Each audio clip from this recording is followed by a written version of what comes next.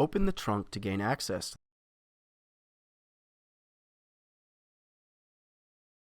Pry out to release the fasteners. The steps needed to access the other side are the same as this side. Remove the lining by prying it back. Remove the bolts by turning them counterclockwise.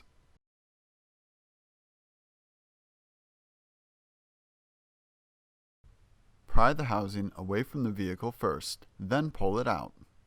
Once you get this end up, you'll notice that it's still kind of hooked on here. You got to kind of slide it that way a little bit to pull it out the rest of the way. Remove the bulb assemblies by twisting them counterclockwise. Now you can replace your housing with a new one. Replace the bulb assemblies by twisting them clockwise.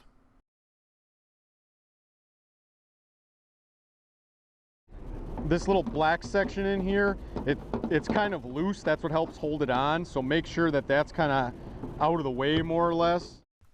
Align the tabs and push the housing to get it back into place. Replace the bolts by turning them clockwise. Fold the trunk lining to its original position. Replace the fasteners by pushing them back in.